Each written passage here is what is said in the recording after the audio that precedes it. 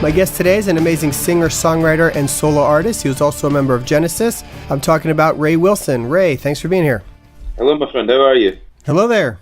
So 4:30 afternoon Poland time. What's your regular day like that I pulled you away from for the interview? Today I'm normally dealing with kind of business stuff because I have an office next to my apartment, and I have a couple of girls working there, one who deals with accounts and stuff, and one who deals with tour management type stuff. So normally I'm just organizing gigs and dealing with, account stuff and shit like that. But I'm also doing a new album next year will be released, so I'm kind of working on the demos because we've done all of the demos. We're just basically going through the songs and making little changes here and there. But that's also what I'm doing, working on a new album. That's great. So is that going to be just another sort of Ray Wilson solo album, or are you working with Stiltskin again? Or it'll be a little bit like the Chasing Rainbows album I did, so it's very similar to that. I'm a big fan of your work. Obviously, first heard you with Genesis on Calling All Stations, which I love that album.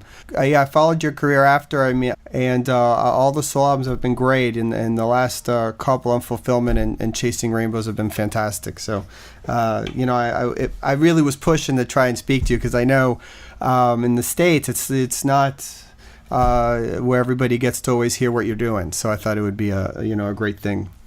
I've never really done anything in America, so it's a bit of a kind of ironically, I love most of the music I listen to is American, but I've never really been able to do anything over there. Yeah, but it's weird because a lot of the prog stuff, and I don't know if maybe you consider your solo albums prog really, but sort of the artists that are in that genre and stuff, it's a lot bigger in Europe and Asia and things like that. And in the States, it's harder. Rock in general, it's hard in America these days, to be honest. Well, I mean, it's hard everywhere. I think there's so much. There's so much out there, right? That it's tough. It's tough everywhere. I get at my stage in my career, I guess over the last 20 years, I've been selling records and promoting and stuff in Europe. Right. And I guess I've got to a stage now where I don't even really think about markets anywhere else, not because I don't like American people or I don't like Australian people or whatever. I just feel that unless you're in the machine, right, trying to market in different markets like that is practically impossible. Yeah. So I don't bother with it anymore. Well, now everybody can get everything online, and we can find all the music. So that's the beauty of that. It's a good thing. Yeah. So, talking about the 20-year career that you had with the concert DVD and the double CD that came out, which is amazing. Is that plans for that to be available in the States yet, or I know maybe that was in the works? Well, the guys that did it produced it in what is Zone B or whatever the fuck it is. I forget. Basically a zone that's European. Right. And they didn't produce it in this I think it's NTSC that is a worldwide format or whatever. Yeah. Format, yes, that's the word I was looking for. So they didn't produce it NTSC, which I was told is slightly lesser quality than what we have produced it in for European people, but unfortunately American people then can't watch it unless they're looking at it on their computer, or if they have a multi-regional DVD player. Right. So would I do it again for the States? I don't think there's any point, to be honest. I think it would cost me more money than it's worth doing, and right. Nowadays, for those people in America that do buy stuff from me, I mean, there are people that order my albums and stuff from my shop or whatever, from the States, but it's not so much that it's really worth even thinking about, to be honest with you. Right. I get that. I get it. When you were putting the show together, when you were starting out, could you have imagined that you would have this long career and that you would have all this music to pull from and that you would be, including Genesis material in it? I mean, does that hit you at any point when you're putting together a concert like this?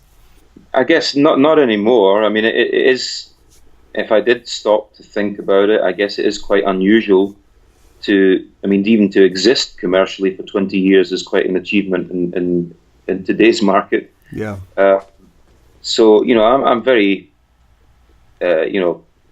happy with my career, proud of what I've been involved with. And I think that I'm most pleased with the fact that I can still do it and I can produce products to this quality, that I can actually afford to produce products to this kind of quality and do concerts with, 9 or 11 people in the band and L-acoustics, PA systems and good quality stuff. It's nice that I can do that. I don't really think when I was 21 or playing in bands in clubs or pubs, I don't think I ever really looked this far ahead, although I always believed I would have a career in music. I never doubted that really from the age of 13 or 14 when I started singing. I always believed that I could do something in this business just because God had given me a voice and I was lucky. And when I couple that with the kind of character I am, which is very determined, which when I was younger I was very aggressive, and then I managed to channel it into positive aggression and pushing myself forward in my life. So I've always had this incredible self-belief that, I don't think for a minute that I'm Bruce Springsteen, or David Bowie, but I know that I'm good at what I do and people enjoy what I do, and that, I'm just going to keep on doing it, and that's my focus. Yeah, that's great, man. When you're putting together the set list, was that a challenge for you, or how do you know what you want to pick from to include in it? Well, the guys, when I recorded this DVD in Radio Troika, which is kind of like BBC in Poland, and they basically wanted me to put a few Genesis songs in there because in this country my first success was with Genesis, and they filmed the Genesis concert that I played here, and they filmed it on national television, the whole concert. So it was like 2 hours and 20 minutes of like the main TV channel here. So this was back in 1998, so in Poland there wasn't the same amount of music available in terms of live concerts that there are now. Now everybody plays here from Lenny Kravitz to Pearl Jam to Metallica. Today Iron Maiden are playing in my town where I'm living. So it has everything now. But right. Then it didn't have quite so much going on. So they broadcast the whole Genesis concert on mainstream television. So subsequently I've had a very strong audience here, also in Germany, for all of that time. And when I did this product, the radio station asked if I put a few Genesis songs in, so I decided to choose the ones that I liked the most from the songs I play, and also the songs that I felt I did best, so I didn't, for example, put something like Invisible Touch in, which I sing okay, but I don't sing it as well as Phil does, because it doesn't suit my voice in the same way. But right. Then, for example, if I do a song like Mama, I think I sing a song like Mama very well. It suits my voice. So I basically chose songs that I was good at, and chose a couple of songs that are from the Calling All Stations album. I was going to ask you why you chose Mama. That's one of the questions I had written down, which is a really killer performance. Do you have a preference, just Genesis-wise, like 70s or 80s? Do you sort of like any incarnation better? My favourite time actually was when Phil started singing, which I guess most people wouldn't expect me to say. Right. But I really like that period when they did the album called Trick of the Tail, which I think is their best album from my point of view. It was at a time when Steve was still in the band as well, and there was a lot of kind of jangly acoustic guitar stuff, and I really love that 12-string and 6-string acoustic stuff, and some beautiful analog synth sounds that Tony was using, and many bands were using in the 70s. But I really loved that particular album. And Phil, to be honest, when Phil was singing on those albums, it was very difficult to tell whether it was Phil or Peter in the 70s, because yeah, totally. Unless you actually knew, I know this now, obviously, but at the time when I first heard Trick of the Tail, I didn't know whether it was Phil or Peter or who the hell it was. It didn't really matter. It just sounded. And obviously Phil spent a lot of time as a backing vocalist for Peter as well. So, Phil's voice was in the live recordings, and he was always kind of there. So it didn't really sound too much different to me. If you take an album like Selling England by the Pound, which I listened to when I was younger, and then you take an album like Trick of the Tail, for me, from a vocal point of view, there wasn't a huge difference. Even though now I know it was a different singer. But at the time I didn't know. It was just, a band I liked. I was younger when Abacab and then the Mama album and stuff came out, so I got into Genesis first from that perspective, and I thought they were awesome. I had no idea about the early period, very early on. And I love, so I can appreciate the 80s just as much. I love that period. But, then going back to the early stuff is amazing too. It's like having two amazing bands, really. And yeah, it is totally different. I mean, when you get to that 80s period you're talking about with Abacab and Mama, and then later Land of Confusion and Invisible Touch. I mean, these songs really don't bear any relation to the Battle of Epping Forest or Supper's Ready. They're totally different. And you can appreciate both styles for what they are, but my personal preference is with the later sound, not so much the pop music, not so much in songs like Invisible Touch, but more songs like as I said, like Mama. I like That's All as well. I thought it was a great song, even though it's a pop song. I thought it was a great song. And Follow You, Follow Me is a great song. I really enjoy playing that acoustically as well. But the songs on Trick of the Tail, songs like Ripples and Entangled, they're just absolute masterpieces. They're beautiful songs. Yeah. I want to talk just for a second about, the Calling All Stations album, which I know you've probably talked about, for as much as you care to at this point. The title track is one of my favorite Genesis songs ever, really. That song is amazing. And really, with the first time hearing that when it came out, there's that kind of, here's a new singer. But I was blown away by it, and I love the album. What sort of went into that song in particular? I'm wondering if there's anything you can share and sort of how that kind of came about. I'd be curious. I think what went into that song was all my inner organs came up through my mouth when I was trying to sing the bloody thing. I remember that. It was incredibly challenging song to sing because it starts off very relaxed and then it builds and builds and builds, and it never seems to stop building, so you really it took a lot of energy. I remember at the time when I was working with the guys, and I was also writing songs with them, I always remember thinking, right, okay, when are we going to hear Mama? When are we writing the new Mama, Mm-hmm. Because I was, obviously comparing this album, the Calling All Stations album, with albums that I'd heard in the past. And I kept waiting for the song that was going to blow me away, And I felt that there was some, there are some good songs on the album, and there's some really nice melodies and stuff. There's also some songs that I think are, could be better. But Calling All Stations for me it was my decision that they should start the album with that song, because they were going to start the album, I think, with, as I remember it, with something a little bit more commercial, like I think maybe Congo or something.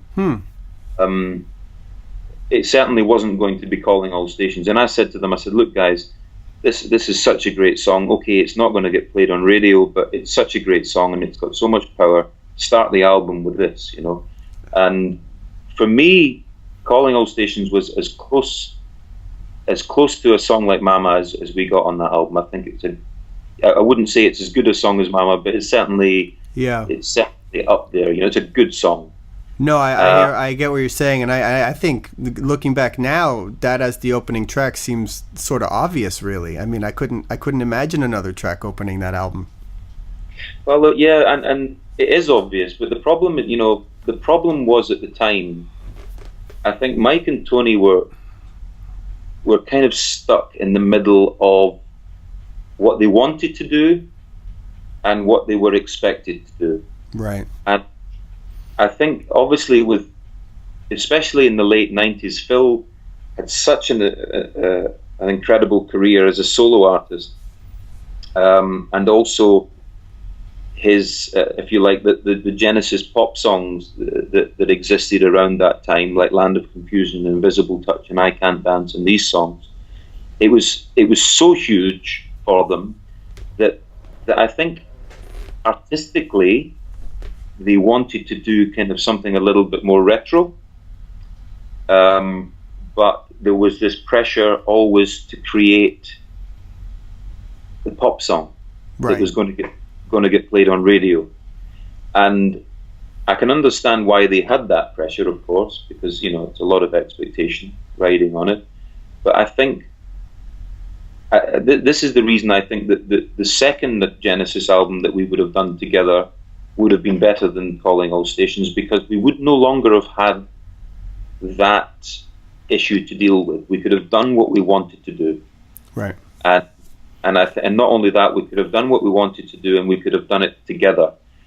From, you know, having been a touring band together, having known each other a bit better, it would have been a different approach. I think with Calling All Stations, for me, I think maybe, 50-60% of the album I'm happy with. The other 40% I'm not particularly happy with. That's my personal feeling. Right. And I think had we done the second album together, I don't think I would have had that same feeling. I would have been more satisfied with the direction we were taking. I think Calling All Stations was trying to take two directions at the same time. Yeah, I can sort of get that. Shipwrecked and a couple of those pop songs mixed in with Alien Afternoon, which is very prog. So, yeah, I can see where you're coming from there. So recently you've been working with Steve Hackett on some live material, the Carpet Crawlers that you did with him. How did you get involved with Steve, and were you speaking to him, I guess, when you were with Tony and Mike back then, or did your relationship with him start, later? I met Steve for the first time 8 years ago, probably. We were Mike Rutherford was doing a television program called This Is Your Life, which is a British TV program that celebrates the life of a personality, basically. Huh. And during this program, there's lots of surprise people that come through a door, and Mike doesn't know that they're there. So there was people like Eddie Jordan from Formula One, from the Formula One world. There was some television personalities from Britain, and obviously, in amongst all of this were band members that he'd worked with through the years, whether it's with Mike and the Mechanics or with Genesis or whatever. So we were doing this TV program. Steve was also there, and that was the first time I met Steve. And he said to me at the time, he actually said, "If you ever want me to spoil one of your records, then give me a call," which was his humor. And as it turns out, I didn't give him a call because there didn't seem like a logical reason to do it at the time. However, when he started this Genesis Revisited project, his record company in Germany, Inside Out. I also worked with Inside Out several years ago, and Thomas Waber, who you probably know. I don't know if you know Thomas or not. Yeah, I know Thomas. Yeah. But I think Thomas was really the driving force in saying, look, why don't you get Ray to sing something with you? Because, you know, he's got a good voice and he's ex-Genesis and all the rest of it. And I also have a very strong fan base in Germany, which is where Inside Out are based. And so I know Thomas was pushing for this, and I think there's a bunch of fans that regularly come to my shows and that also go to Steve's shows that were saying, you know, why don't you do something with Ray, you know, and there's, you know, some social media people would have been saying it on social media, and I guess there was other people that were saying the opposite, you know. Anyway, at the end of the day, Steve contacted me and said, you know, would you like to join me on 2 or 3 shows? And I said, yeah, sure. So I did one in Italy, one in Germany, one in Scotland, where I was born, and then we did he asked me if I would sing a version of Carpet Crawlers for this kind of second edition of his Genesis Revisited album. So I did that, the studio version of it, and then he asked if I would join him at the Albert Hall in London, which of course is a really nice venue. So, you know, so I did that, and it's basically just gone on from there. I think when I'm singing, a lot of that early stuff actually is a little bit too high in my range as a singer, naturally as a singer. You know, I'm a little bit lower in my vocal register than a lot of that early stuff. But there's a few of the songs like Firth the Fifth and Carpet Crawlers and, you know, 1 or 2 others that sit very nicely in my vocal range. So we did these songs together, and you know, it sounded good, and Steve liked it, and it was you know, it was fun working with his band and even working with the other guys that were singing with him, you know, Nad and obviously singing as well. So it just seemed like a good thing to do, and it came about because we met in a TV show 8 years ago. That's strange. Yeah, I saw recently his show down here in Florida, where I'm based out of, and that was fantastic. Just a really great old school prog concert, and they do the songs amazingly well. So yeah, I mean, if you like that period of Genesis, you know, really it's a good show. Yeah. Listen, you know, one thing I want to ask you is that you said you listen to a lot of American music, so I would love to know sort of what you're into these days. Any older bands or new bands that you sort of listen to? Well, ironically, I'm not really much of a prog fan at all. When I was younger, I would listen to Rush and Pink Floyd and Peter Gabriel's solo career, and some Genesis, and that was about the extent of my, if you like, prog listening. I think anything in recent times that even comes close to that progressive world would have been a band like Radiohead from the UK, or Muse perhaps, but I'm not really much of a prog listener. What I liked from the US really came from my father, who spent most of his time listening to Bob Dylan and Neil Young and Bruce Springsteen, Jackson Browne, Willie Nelson, all these guys. So actually, a lot of what I like from the US is in that area, in that genre of music. I also like a lot of the rock music, like, for example, Pearl Jam. Back in my Stiltskin days, Pearl Jam were one of our main influences. And then, you know, they're still a great band. I also like Live, who I believe are Canadian, actually, not yeah, I think that's right. Yeah, I thought Live were one of the best rock bands, certainly the best rock bands of the '90s. That's for sure. I like singer-songwriters now, but guys like Ray LaMontagne. To be honest, I don't know if Ray LaMontagne's American or English, but he's a great singer, and. But the American stuff really goes, it's more in this kind of singer-songwriter world. And it comes from my father endlessly playing these artists who when I was young, I thought they all sounded terrible. And the older I got, the more I fell in love with what they were doing, you know. Yeah, they don't have those naturally pretty voices, but when you get into the depth of the music, it's great stuff. Listen, Ray, like I said, I'm a huge fan of your work, and I'm really just thrilled to get a chance to speak with you today. It's really been fun for me. Good success on the DVD and your next album, which, you know, I hope we get to hear. So, no, okay, very nice to speak to you. All right, buddy, take it easy. Bye. Bye. Thanks to Ray for the interview. We're going to close with a track off the live album 20 Years and More, a track called Easier That Way. For more information and upcoming interviews, please check theprogreport.com. Thanks.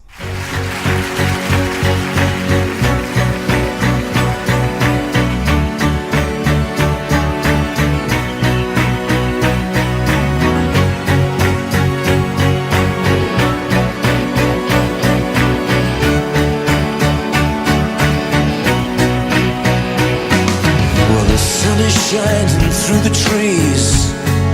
I'm gazing at the sky, and not long ago the winter freeze was taking its toll on me.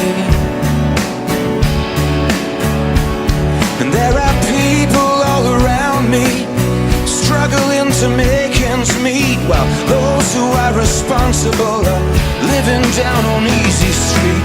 They didn't cause it, we only said they did. They got it wrong and we had to pay for it. They sold the lie and then got away with it, 'cause it's easier that way, easier that way. If there's justice in the world, I guess it must be hard to see. We should focus on togetherness, 'cause it's the only way to change things. It's not easy staying faithful, to hold on to belief when your whole damn world's been stolen and you're trying to catch the thief. They didn't cause it, we only said they did. They got it wrong and we had to pay for it.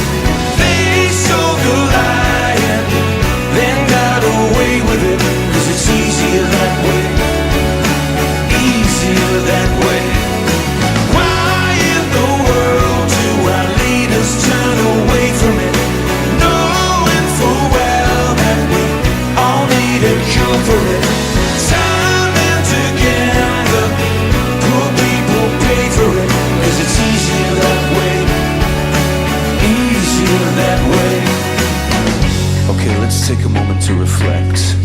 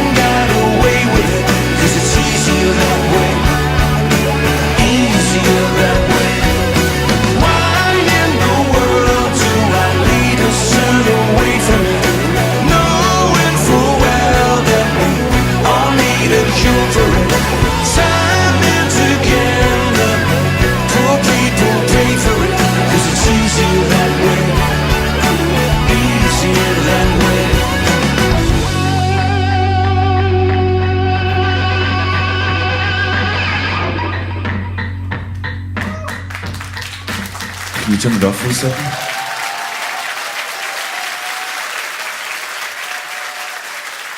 Dobry wieczór, Warszawa. Hello.